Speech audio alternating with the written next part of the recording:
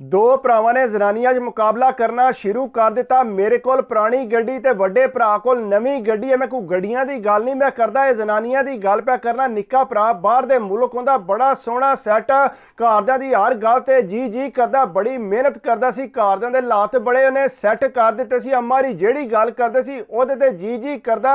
अगू अम्मा री कहंदे पुत्तर मेरा यह दिल है कि तेरे वड्डे भरा दी ते तेरी शादी इकट्ठी कीती जाए। ओह आंदा अम्मा जी जिस तरह तुहाडा दिल है तुसीं उस तरह कर लो।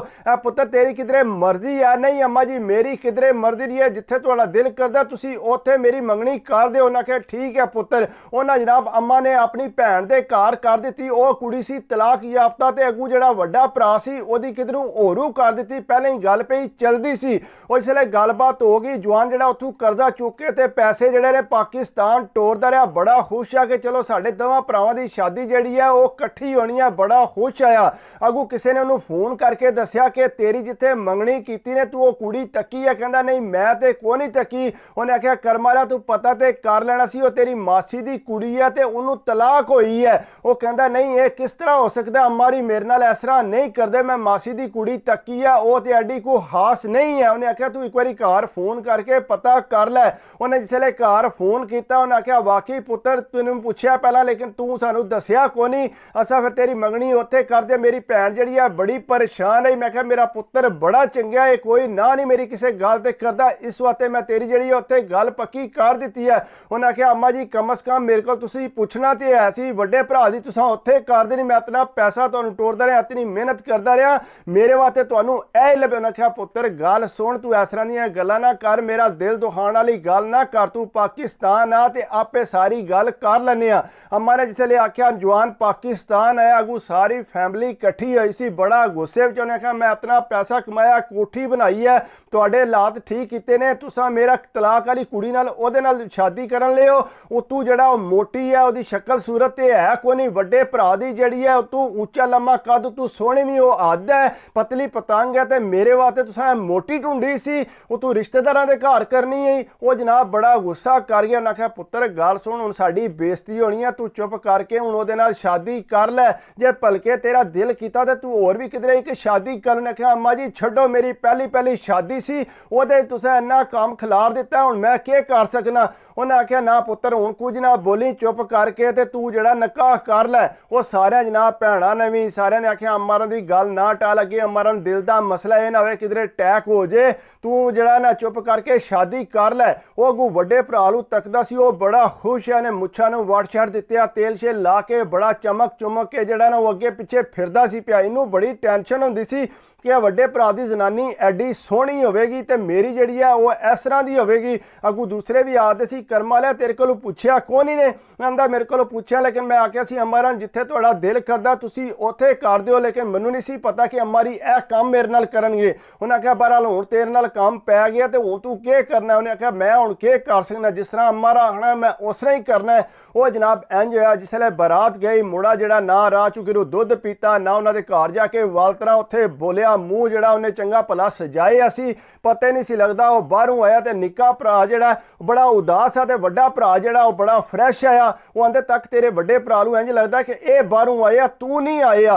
वो अगू बोलदा चालदा ही कुछ नहीं सी, बाहरों ना अपने सावरे नाल बोलिया, चुप करके अपनी मासी ही सला के चुप करके उन्हें निकाह किया। जिसले घर पहुंचा हफ्की कॉलेज पहुंचा, उन्होंने तक के चंगी भली भारी जनानी उतों तलाक हुई सी। और जनाब जिसले सोफे के नाल बैठी तो उठ के खड़ा हो गया। उन्हें आख्या अम्मा जी मनु तो माफ़ करो, मेरे वास्ते तुसा केड़ा तूफान लैंदा, मैं सारी जिंदगी मजदूरी कर करके तुसा मेरे पल्ले ऐ ही पानी सी। कुड़ी भी सुनती पी, उत्थे ही रोन ला पी, सारे रिश्तेदार भी इकट्ठे होए। उन्हें आख्या मुड़िया यह काम ना कर, तू पहले ही ना कर देनी सी, हूँ तू यह काम ना करे, तू उन्होंने बेइज्जती पे करने, तेरे रिश्तेदार ने। अगू वड्डे भरा ने भी ढेर समझाने, आख्या भाजी तुसी ते चुप करो, हाँ सारा काम तुसा ही मेरे नाल पाया, तुसा यह काम करना, तुसा इहदे नाल निकाह करना सी ते मेरा जिहड़ा उत्थे निकाह करना सी, हुण तुसी करके ते सियाणे पे बनदे हो। वो भी ढेर हफ्की खा गया। बहरहाल इंज होया कि दोवां भरावां थोड़ा कंट्रोल कर। उन्हें आख्या अम्मा जी गल सुन लो कि मैं जिहड़ा ना हुण राती कमरे च अपने च कोई नहीं जाना है भी। वो सारियां समझाउण आख्या पुत्र जा चुप करके ना बेच। वो जनाब नाराज हो के चुप करके बाहर लम्मा पै गया सारे रिश्तेदारां दे सामने। उन्हें आख्या जो मर्जी हो जाए लेकिन मैं जिहड़ा ना अंदर को नहीं जाना। वो कुड़ी विचारी कलम कली अंदर लम्मी पई रही, ये अंदर को ना गया। उस तो बाद जनाब सारियां ने ढेर आख्या राती पूरी लगे रहे, वो कोना उन्हें गल मन्नी। कुड़ी चुप करके बाहर आ गई। अगू कुड़ी नूं अम्मा ने समझाया पुत्र तू फिक्र ना कर, आपे आस्ता आस्ता ये ठीक हो जाएगा, तू टेंशन ना लै।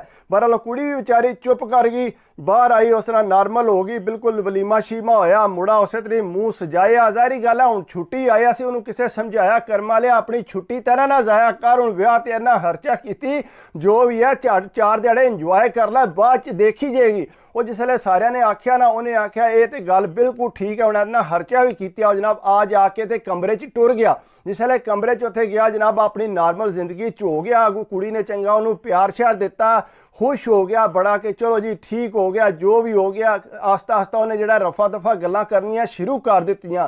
अगू जो मासी भी उन्होंने गल्लां शल्लां कहण लग पई, कुड़ी भी गल्लां कहंदी सी। उसले बाहर टुर गया तो ज़्यादा अम्मा नूं फोन नहीं सी करता, कुड़ी नाल ही लगा रहिंदा। जिहड़ी तलाक याफ्ता जिहड़ी कहंदा सी मैनूं पसंद नहीं, वो तो जिसले दिहाड़ च 2-4 वारी फोन ना आवे तो अम्मा होरां नूं पुछदा कि गई किधर आउंदे, अपनी अम्मा दे घर ही उन्होंने टेंशन हो जाती सी कि मेरी उहदे नाल गल नहीं हुई। करद्या कराया मासी ने ते ओदी जिहड़ी कुड़ी है उन्हें जनाब अपने नाल ला लिया।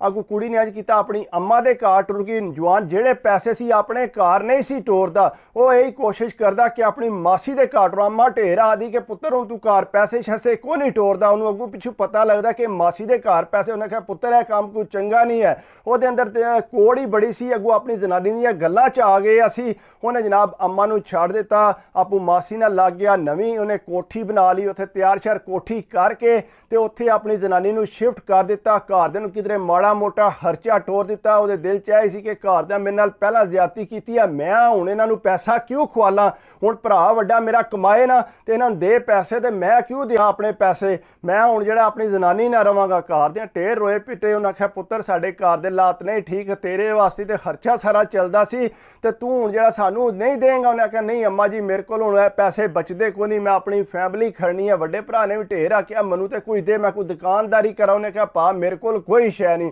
उन्हें उस तरह नहीं छड्ड दिता, कहंदा हुण रखे अपनी सोहनी जनानी अपने कोल, मैं तो हुण जिस तरह की भी है अपनी उहदे नाल रवांगा। उन्हें जनाब अपने घर नाल बाईकाट कर लिया। उस तो बाद जिहड़ा अपनी एक लादा जिंदगी जिहड़ी है गुजारन लग पिया। कदे कदे इंज भी हुंदा, पहलां उहनूं वो जनानी पसंद कोई नहीं सी, लेकिन उस तो बाद वही जनानी उहनूं चंगी लगन लग पई, उहदे नाल जाके रहन लग पिया। ना उहनूं पुरानी गड्डी लग पई, ना ही वो इंज लगा कि नवीं गड्डी मैनूं चाहीदी है। इस वास्ते इस तरह का काम नहीं करना चाहिए। बाकी अगर है कि मैं हमेशा तुहानूं आखना कि यार मेरी वीडियो तुहानूं अच्छी लगे तो लाइक करिया करो, कमेंट्स करिया करो, सबसक्राइब कर दो तो दिल खुश होंदा।